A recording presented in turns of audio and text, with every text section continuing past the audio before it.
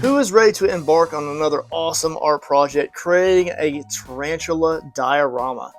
As you can see here, this project has come along so far, and this is not the first time that I've created this overall spider diorama before, but it is the first time that I've created this variant of the original diorama.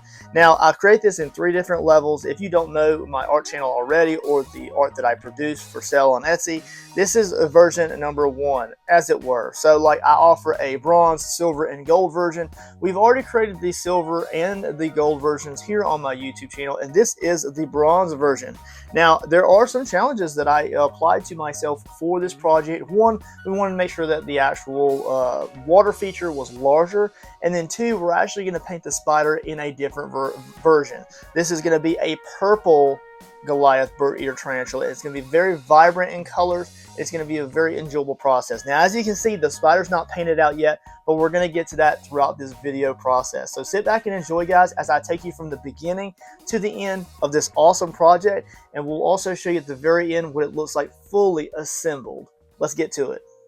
All right, you guys, let's jump into this awesome voiceover here. Now, as you can see, we're going to jump straight into the foam work. Now, this is what we're using. We're going to use XPS foam to build up the foam core of the actual diorama. And we'll do this with anything that we create as far as sculptures in the studio or dioramas. So that way we can create a lightweight item, but also a lot of strength built in. Now, again, just as you see here, the water feature is going to be substantially larger than it has in the past. So you'll see I'll kind of piece these like scrap pieces together across the main flat XPS foam to give us a really wide water feature effect. And because we're kind of using a lot of scrap pieces, I do have to cut a lot of pieces of the foam away to give it a little bit of a taper. So that way it just doesn't have such hard angles when we go over it with the DOS air dry clay. We will be using DOS air dry clay for this project. In the past, I also used Sculpting air dry, depending on the project that I have or how I feel like applying that, which brand I feel like showcasing at the time. But today we are using DOS air dry. Now, I do like using DOS in all reality because I feel like it's a really great consistency, and I've really never had any problems out of their air dry clay. I'm very happy with it. Now, what we're going to do is we're going to use this DOS air dry clay to go around the entire exterior jacket, or kind of like outside a rim of the water feature. And we're going to use our very, very old, rustic, handy aluminum foil to give us the rock texture across the entire surface. We'll use a little smaller piece to go ahead and give it a little bit of texture, kind of where the clay is meeting the stained wood board, which we'd also clear coated out of a Rust-Oleum 2x clear coat. And we'll clear coat it again before it's ready to be shipped, just to make sure we seal in that wood and give it a really nice glazing effect. Using that aluminum foil to really push into little creases there. And we'll also use a little sculpting tool, a little plastic tool. You can use a knife or whatever you have, like a butter knife, and all we're doing is pushing that in, and we're tucking that clay in at a nice smooth taper. That's what it is. We're tucking the clay in and making it have a nice seamless, like a seamless seam across the whole lower portion of the rock formation. We'll also use that same aluminum foil to kind of texture that, so that way it just feels like it's one uniform piece of rock sitting on top, not blended, but sitting on top of the wood board. Originally, when I first started making dioramas, I was not using the wood board, and man, was my artwork lacking. And at this point in time, like, I use like feet on the bottom of the board. Sometimes I'll put carpet on there, or sometimes I'll just paint it black. I think in this situation, we're actually going to paint this one just a pure Mars black with a really crystal clear coat layer before we put some rubber soles on it. But it turned out absolutely great. I'm applying a little bit of a different rock texture here, just because I like to create a lot of variation in the textures. I get tired of the same old effects sometimes. Now, once the overall dam of the DOS air dry clay is applied to the project, then we can actually begin filling in the interior part. Now again, the water feature that we've created in the middle of this is substantially larger than what I have shown in the past, or I've created in the past. And that was one of the challenges, right? To make the water feature a little bit larger, a little bit more prominent over the overall project. It looks absolutely awesome. So what we're going to do here is we're going to use the plaster. So we're going to use a plastic bag and the plaster to we can mix that up so it doesn't get all over our hands and all over our station here, even though it is kind of messy on my station as it is, because I do actually craft some. Alrighty, so now what we've got is we have the complete outer jacket of the DOS completely dry. And we're going to go ahead and fill in the water feature. Now you could use the DOS air dry clay to fill in this water feature and sculpt it also. But I really have just fallen in love with the process of using a plaster in the middle of the item to create just a really smooth, like bold texture. I think it gives it a really kind of like muddy type of look. And when we come in with our paints in the next stage of this process, the painting process, it really makes it look realistic, and I think it has a great texture overall. It makes it feel like the bottom is like kind of like a wet texture and not like a hard surface like the clay gives us. Again, you could use your clay for this type of situation, but I really enjoy the actual plaster. Now this is plaster of Paris. You can get it at like Walmart or Amazon.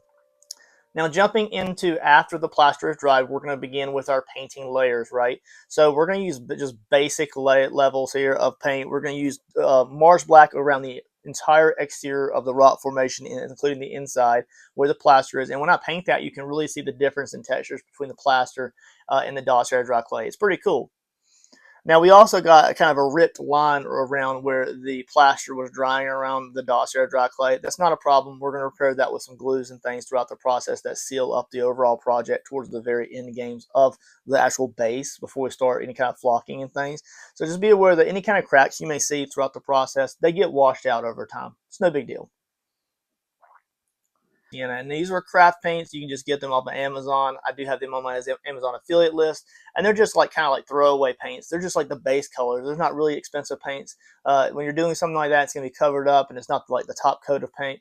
Just use something cheap just to get you on there. As long as it adheres very well to the actual item that you're painting or working with, then all for it, right? Then you can use some expensive paints or some expensive colors and variations in hues and tones and things like that to build up a lot of variations in colors on top of those base coats.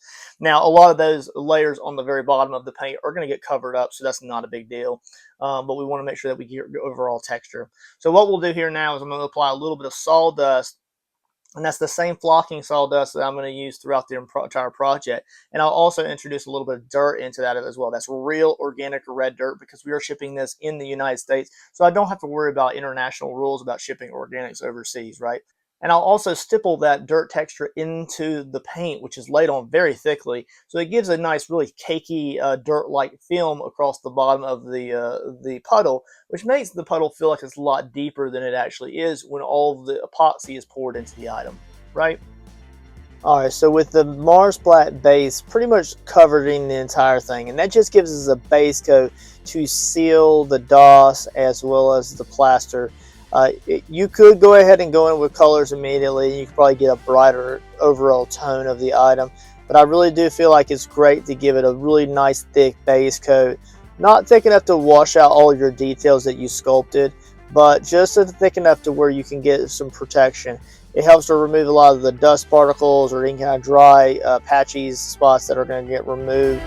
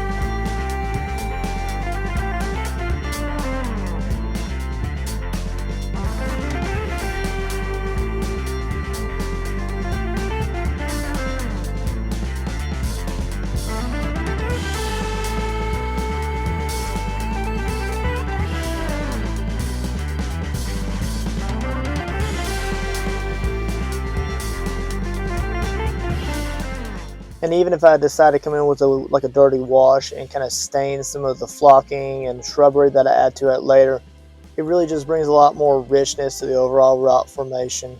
But like I said, this time I kind of held back a little bit, and although I do stain the flocking later on in that process.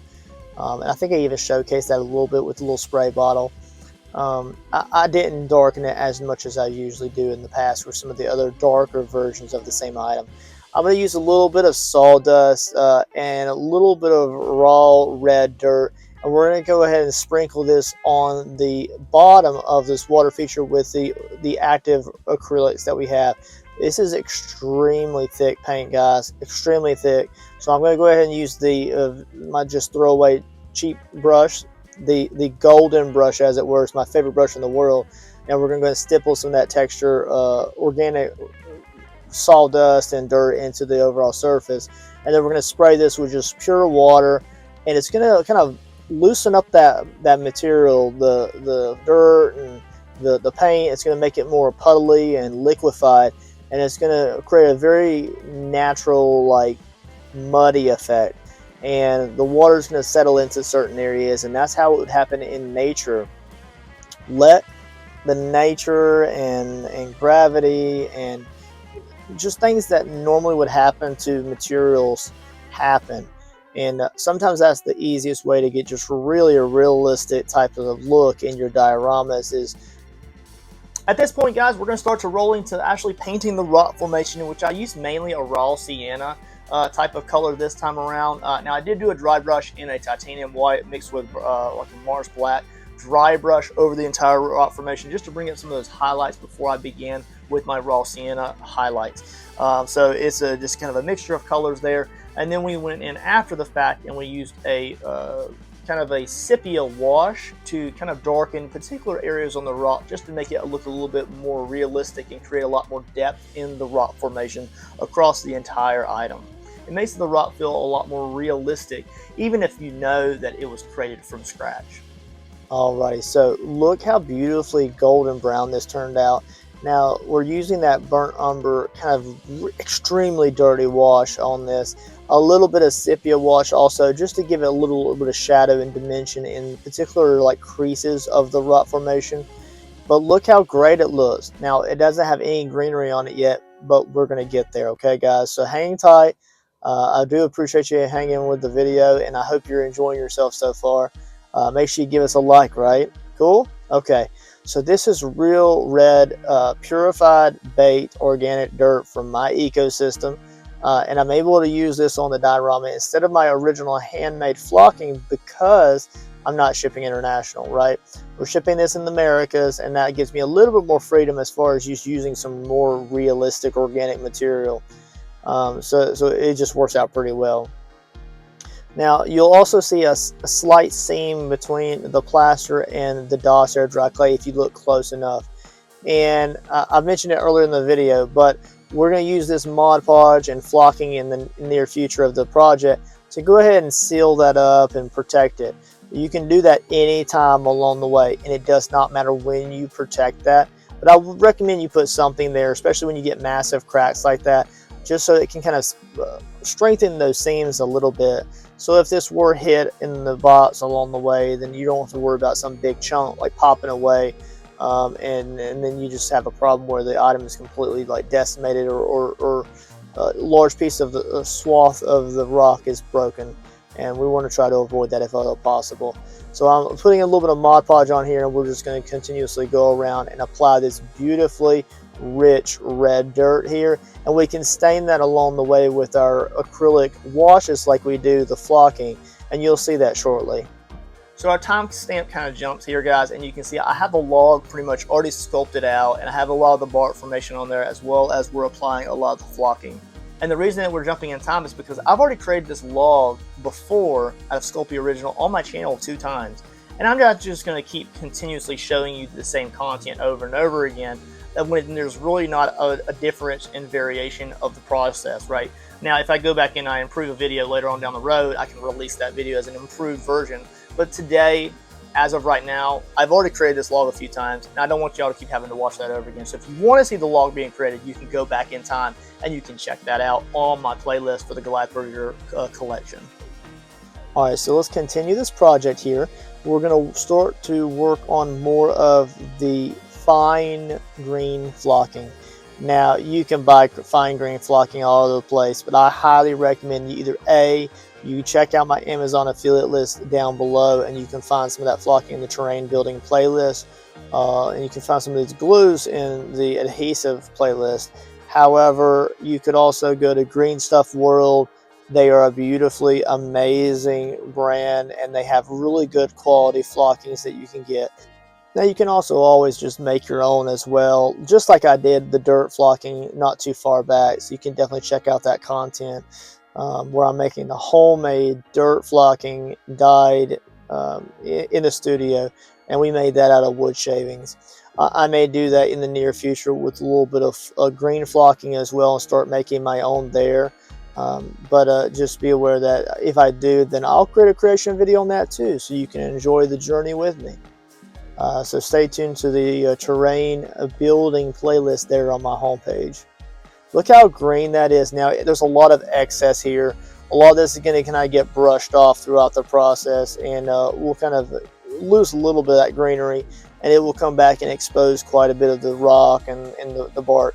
But the goal here is that the log looks like that it had fallen on this rocky outcrop, and it's been there for a very long time. So the moss is like already blending with the item that's laying in the ground in the ecosystem. Now we're going to begin, now I say begin because it's just the start of it, to apply larger size flocking. Now these are little bush shrubs that I've had for a very long time. Some of these come in a bag of like artificial like plant flocking from Walmart. Some of them came from Michael's. And I do collect them as I see them on discount. So if you make a lot of flocking projects, or you plan to, you'll quickly learn to purchase these things when they're on sale or in the clearance aisle in Hobby Lobby, just because these items pre-made get pretty pricey. And I'll be honest, sometimes it's just easier to buy all these pre-made. You'll also know that the pool here is completely covered in Mod Podge layer, and that is to seal it before epoxy. Now, one thing that you'll notice about the log itself before we move on to other stages of this general project is that I usually try to include a bunch of organics inside the hollow of the log. I've specifically sculpted so that the log kind of comes out and away from the original stainless steel base that we used to create that. And I like to paint the interior of the log so it has a lot of depth, a lot of dimension inside of it. So it feels like the log just continues on down into the item, and you just don't know how far down it goes. Now on the other side of it, the right hand side, I do specifically sculpt and paint a little divot here which simulates that there's darkness inside the log, and then the other butt end of it is just the rings of the log or the tree where it kind of broke away and kind of fell over the rock formation here. It has a bunch of moss and things like that laying on there, but it's just kind of really cool. But back to the actual hole itself. Normally what I will try to do is I'll try to incorporate some kind of organic, like medium nature thing into it. So usually what I've been going with is specifically maybe like a wasp nest or maybe like a snake skin. Now all of those are petrified, completely dried out for a very long time, and they're just very dry. So there's not anything to worry about, any kind of like nasty stuff like pests or decay and stuff like that. Like if it's mossy, it's not going on the item, right? But it's super petrified and super dried out. And usually I'll lock that into place with either adhesive like E6000 or potentially like a wash or something, like a Mod Podge wash perhaps, like a spray. Do that a few times and it locks all the dirt that I put in there, as well as, like, for instance, this time I put a pine cone and some berries and some little acorns in there, a few leaves. And I think for this situation we're going to use a snake skin. I just feel drawn to it because I also included a little tidbit of snake skin inside the water feature. Maybe, so like my simulated feeling is that maybe like would you want to put your hand inside that log? Do you really know what's inside that log? You see a little bit of a dried snake skin. Is there a snake in this diorama somewhere? It makes you wonder, right? And that's the mystery and just the fun of the overall creation. As far as our little friend here, the prey or the frog, now this is a tree frog, and I kind of modeled that from an Amazonian tree frog reference, and it's supposed to be just sitting on the edge of the water feature, kind of cowering, just kind of scared. Normally, I'll kind of coat that in probably a yellow ochre with some highlights and things like that, just to bring out a lot of skin texture. And sometimes with those types of like projects, and I have sculpted this out of monster clay and painted it in a separate video here on my YouTube channel. You'll be able to find that if you want to. Very fun, very simplistic, very easy to follow. But overall, sometimes the simplest paint job is just the best for situations like that. But he's going to be poking out right here, and there's going to be literally a leg right here and there beside him. But you'll be able to see that at the very end of the video. So, of course, if you're up to this point in the video, make sure you hit the like and subscribe button, and we're going to keep going with this project. Alright guys, so let's just talk about this log right here real quick. Now as you can see, we've already got a lot of the green flocking on, but this is the dirt flocking that I actually made from scratch. So I used sawdust and a multitude of mediums that we added to create this. Acrylic paints, Tim Holtz alcohol inks, as well as some acrylic inks, water, and it's just kind of a Mod Podge of different colors that help to dye the sawdust or particles of a cellulose wood, right? So this is an absolute blast, and I did create a full-length video on how to create this. So if you're interested in that, you can check that out on the terrain building playlist there on my YouTube channel. Now I'm going to go ahead and put that in this log here with a bunch of Mod Podge or PVA glue, and I'm also going to do a spray of dye. So this is kind of like a dirty wash spray, and I mentioned this earlier in the video, and I use this to kind of dye the flocking, and it takes away a little bit of that bright green color, and it makes it a little more realistic to what it would look like in nature, deteriorated and aged from weather. Alright guys, so as you can see, we're outside now, just in the woods around my house, and I thought this would be kind of a different way for us to record some stuff. And I do use a lot of organics in my artwork sometimes, especially the dioramas. So what I'll do is I'll oftentimes go outside and I'll just kick some leaves around and see if I can find any kind of interesting like acorns and leaves and things like that. And, of course, everything that I use in the studio is purified, so it has to be, some of the things that I get just have to be absolutely perfect and not too deteriorated. If it's like, you know, just half broken or something, I usually just cast it off to the side, because if I'm going to break it, I can break it my own way, however I would like to. But every so often I'll find some really cool like acorns and things like that out in the field, because I am a blue collar worker. I'm in like ditches and sides of roads and things like that absolutely all the time. And sometimes I can find some really cool things, you know, small acorns and little trinkets. Look at the texture on that little twig. It looks cool.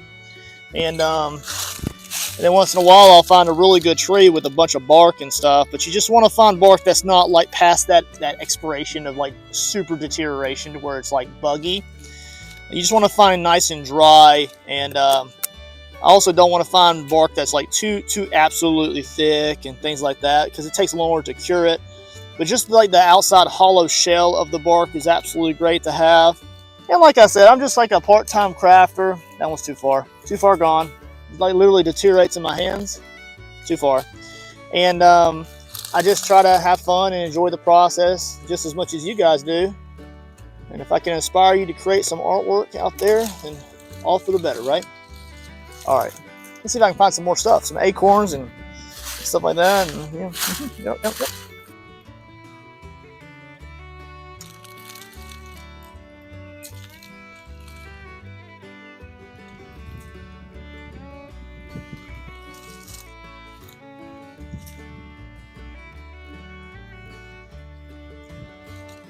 Look at that little bark right there, boy. Oh, yeah. That's a nice little bark right there. Go in my jar. Yeah. Oh, look at that pine cone right there. Oh, I like that pine cone. Yeah. Searching. Oh, look at that right there. Oh, look at that texture of that monster stuff right there. Oh, yeah. Let's go put that in there. Even if it dries out when I bake it, then I can repaint it. Boy, these little seed pods right there. Look at them little birds. Those are good to have on top of a water feature. because those things would land just on top of everything, including the water, you know.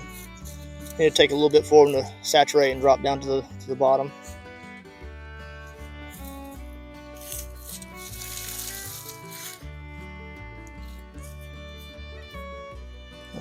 See, it's got a hole in it. In fact, I mean, there's so many leaves on the floor, I can just get one that doesn't have a hole in it. Cool. All right, let's go back inside. Now, just so you know that throughout the project, I will slowly start to introduce a little bit of a larger flocking, like little shrubberies, pieces of branches and wood. And in this portion of the video, you can see that I'm applying some of the acorns and little like twigs and little tree seeds and things like that throughout the project.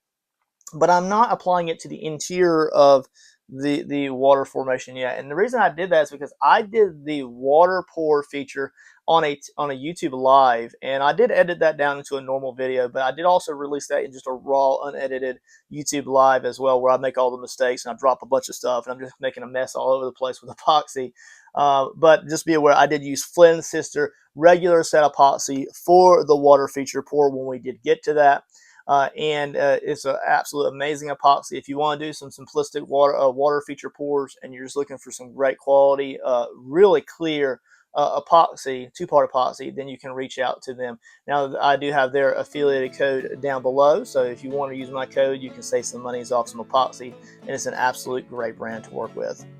All right, you guys, so we're going to start to apply a little bit of the actual like organic like mediums or additives, like little acorns and little things that we had collected outside.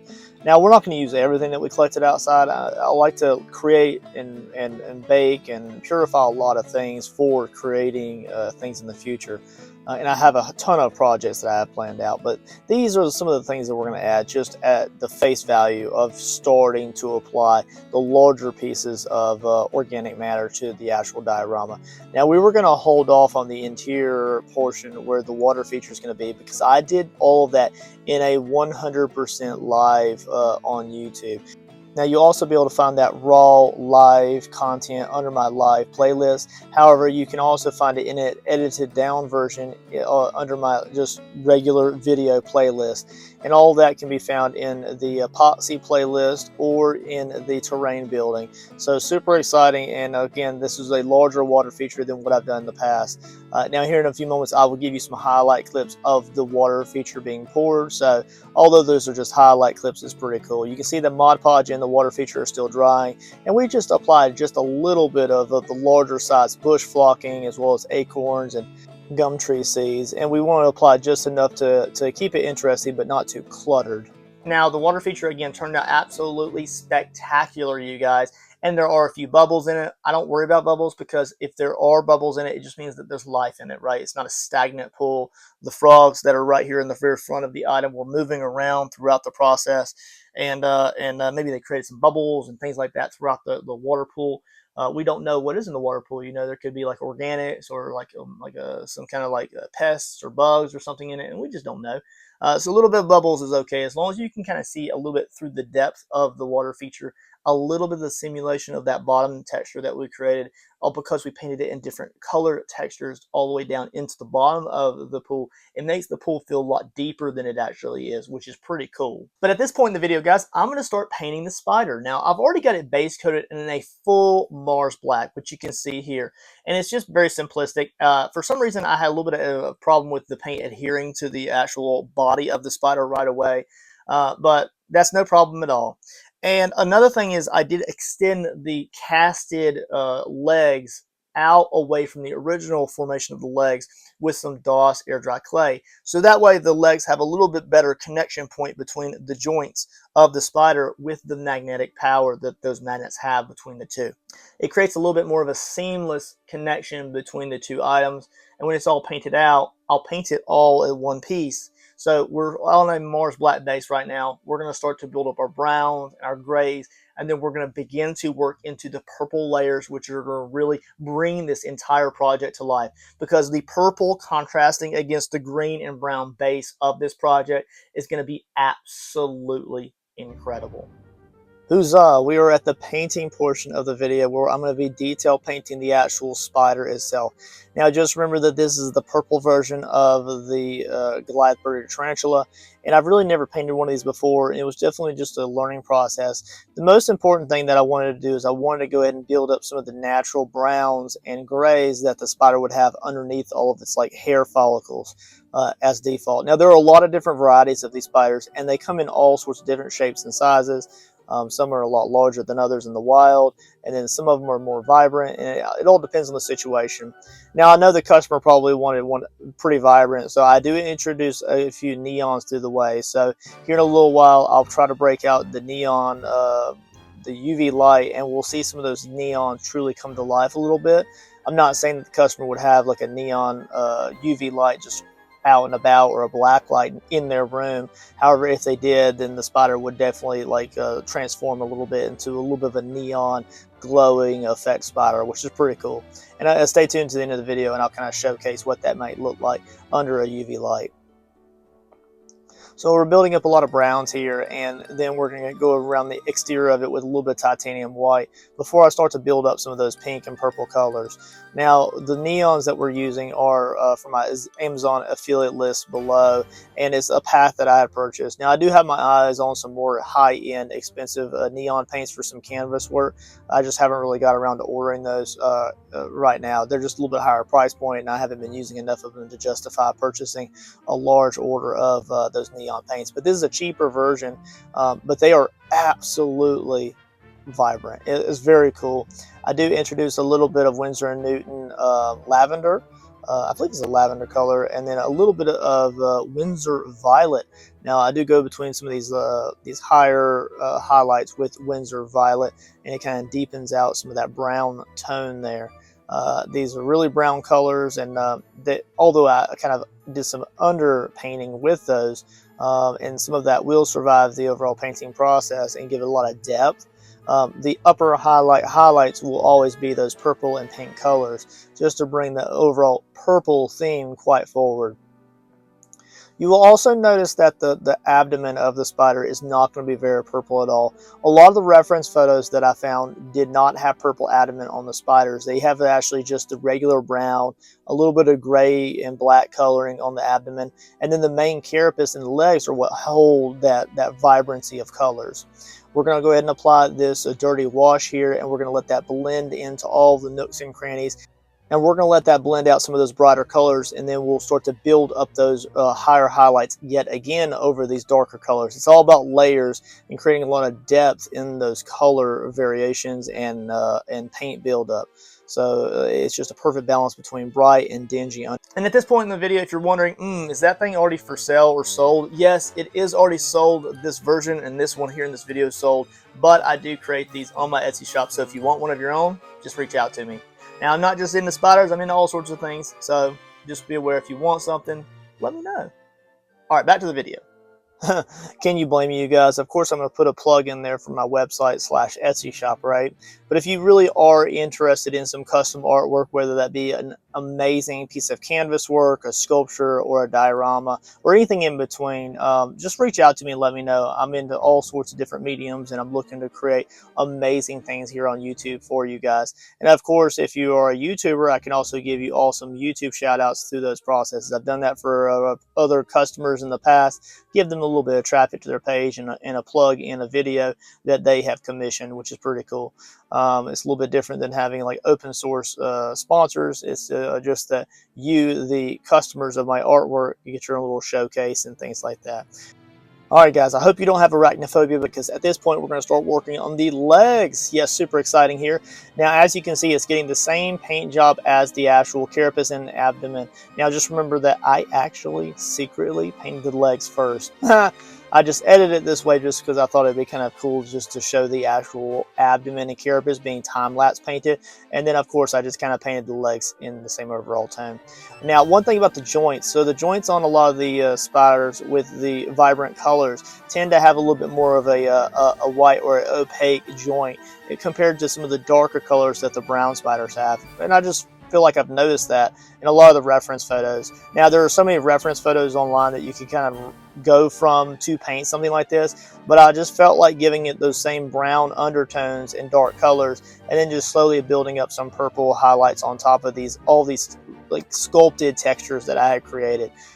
So here it is fully assembled right now at this point in time, before any kind of hair follicles are added to the actual item. Now, don't lie, guys, this thing looks absolutely bleeming awesome. Now, I'm trying not to absolutely make it so vibrant that it just feels out of place and cartoonish, and I want to find that perfect blend, and that's why I did use a lot of the washes earlier on in the processes, and then some of those lower highlights out before I kind of built up a lot of these purples and pinks. Now, a lot of these are the violet and the neon purple color that I had. And I'm mixing them together in just different layers, and then the very, very highest highlight will be more so a little bit of a titanium white and that same neon.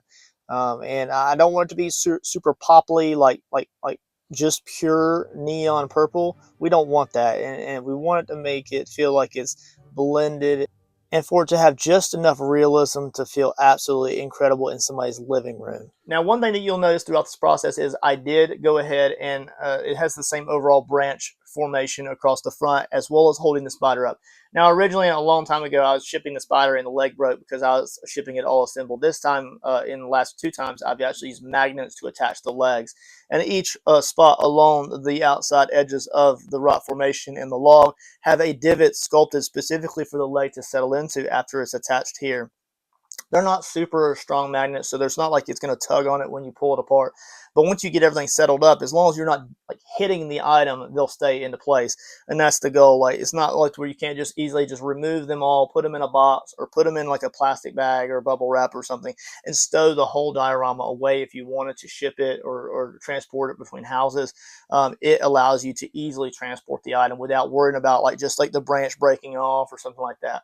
It gives you a lot more versatility when you're working with it, and also the customers who open the box and get to assemble it in their own way to my overall specifications get that wow feature throughout the process. And when they get to assemble it, it gives them a warm feeling deep down. At least that's my goal. All right, so let's go ahead and add a little bit of creepiness to this awesome tarantula here. Now, we've already got it painted out pretty much how I like it, but we'll do a little bit more detail work with some brighter purples, little hints there, as we get into the last stages of the diorama creation process. So I'm using just a little bit of Mod Podge or PVA glue, so water-based glue, and this is a gloss, so that as we add these little hair follicles, or let's be honest, it's a grass terrain from Green Stuff World, it'll give us a really great effect. It'll make it look like the abdomen's a little bit moist or like glossy, and it'll also kind of make the overall diorama just feel really kind of realistic. I'll also use that Mod Podge to stipple into and around the top of the carapace, not per se so much on the legs, but just where the eyes and that beautiful like kind of like a spider zebra light pattern is on the top of the carapace. And we'll definitely kind of bring the realism up a little bit when you apply those clear coat layers. I also went ahead and painted the bottom of the diorama in a beautifully thick layer of Mars Black, and I also clear coated that with a 2 times Rust-Oleum clear coat. I'm also adding these rubber feet. I started doing this not too long ago, and I have a big old container of them, and I just use them. I always put one in the middle also, so I don't get any kind of like sagging or warping on the middle of the diorama. I don't know what type of surface the customer is going to sit it on, but I want them to be prepared for anything. It is a really great glossy look, and I'm really happy with how the bottom of the diorama turned out. It also protects the customer's expensive tabletop or surface from scuffs and scratches, and it keeps the wood base a little bit more a better pristine shape for a longer lasting item. Now we're going to go ahead and begin a little bit of assembly here. And here in a few moments, we're going to go into the glamour shots. And I'm going to sit back, guys. When we go into the glamour shots, of course, I'll say a few things, but man, this piece of artwork, just like most of the artwork that I create, it speaks for itself, and I'm really happy with how it's turned out so far. Now we place the log here. Now it only fits on one way. There's no way around it. It only fits on one way. And I did use that fine grass flocking to create a key on the back of the item. So the mounts on the bottom of the log fit onto and into the mossy key only one particular way. And it has to be that way or the legs won't fit into the divots the proper way. I also created two little keys on the bottom of where the spider will be sitting, and those keys are attached to the top of the log branch. So the customer will have to shimmy the log back and forth gently while making sure that those pieces of moss are making full contact. And I kind of showed an image of that a moment ago where they're making contact there. And then what they'll do is they'll start off with that back front leg, make sure it's set in its little hole properly, and then they'll work their way around, and everything is supposed to sit exactly as I have it here. Now their items are going to be labeled in the packaging so that they'll open them up one at a time and attach them as they go around. I also decided to go ahead and in this version is I attached the front arms to the actual item. For some reason I could not get those magnets to set properly, and I did not want to risk them continuously falling if the table were to get bumped. The bigger legs are holding rock solid. I just didn't want the customer to have to deal with those little arms on the front, just kind of like constantly drooping down. Now what are we adding here, you may ask? This is the same neon purple, but we are adding a glow pigment to that, and it's going to glow extremely bright. And when I say glow, I mean it's going to be glowing with the existing neon. So I expect the customer maybe to have a black light or a UV light nearby, and they'll get a really cool surprise with their overall diorama. Now, as we roll through some of these glamour shots, just remember that this is on my workstation. I don't know what surroundings the customer is going to put this on. It could be in a nice hallway or in a display cabinet. I'm not quite sure, but this thing looks absolutely spectacular, and I'm really happy with how it turned out. I also put a lot more editing style into this video, so let me in the comments below what you think about this overall video creation. I hope you guys really enjoyed just the kind of fast pace, a lot of B-roll, and I just hope it showcases this piece of art the proper way. I really did enjoy creating this item in a purple Goliath Birdeater paint job, and I think it turned out pretty good overall.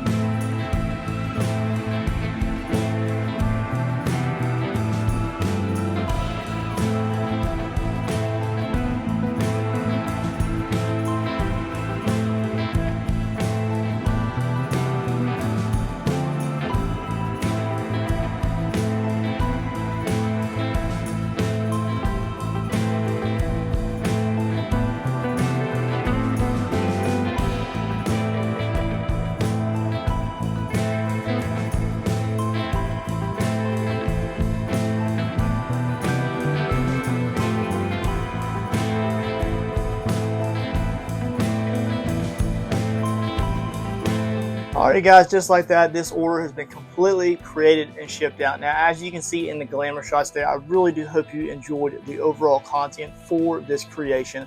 Again, this is the bronze edition of my Goliath Birdeater Tarantula Diorama series. Now just remember that this is the purple version, so now on my Etsy shop I not only offer it as far as a brown tarantula, the original, I also offer it in a purple. Now it's still the same tier bracket, so bronze, silver, and gold. And of course, you can check out all those old videos on my Goliath Birdeater Tarantula playlist there on my YouTube channel. So make sure you check those out. Make sure you like and subscribe, guys. I hope this was just a nice, laid-back, fun video, and I hope you guys were entertained and enjoyed the process of creation. I will see you guys on the next awesome project here in Byerly Studios. Later, guys.